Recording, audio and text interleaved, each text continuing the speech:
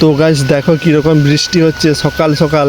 আর এই এত বৃষ্টির মধ্যেও আমি ছাতা নিয়ে আমাদের পুকুরের ঘাটে দাঁড়িয়ে আছি, কেননা দেখো আমাদের পুকুরে অনেক বড় বড় শোল মাছ আর কই মাছ আছে, যেগুলো তোমাদের আমি দেখেছিলাম ধরে। তো শোল মাছটা ধরতে পারিনি, কই মাছ দেখেছিলাম। কিন্তু আজকের সকাল থেকে বৃষ্টি হওয়ার জন্যে অনেক শোল মাছ পুকুরের চার সাইডে লাফা মারছে।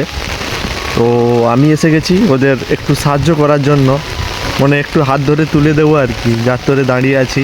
এই যে দেখো আমাদের ফুটজালগুলো তো কাল আড়া হয়নি, আজকে চেষ্টা করবো আড়ার। আর দেখো পুকুরের এই সাইডটা দিয়ে বেশি শোল মাছ লাফায়, অলরেডি 2-3 বার লাফাও মেরেছে আমি আসার আগে, আমি দেখেছিলাম ঘর থেকে। তাই আমি দাঁড়িয়ে আছি, একবার যদি উপরে উঠে যায় তারপর কি করবো তো তোমরা নিশ্চয়ই বুঝতে পারছো। তো আমি এখন পুকুরে চারপাশটা একটু পা দিয়ে ঘাস বনটা নাড়িয়ে দেখে নিচ্ছি, কেননা শোল মাছ কই মাছগুলো যদি থাকে। আর তোমরা কারা কারা এইভাবে বৃষ্টি হলে শোল মাছ কই মাছ ধরো কমেন্টে অবশ্যই জানিও।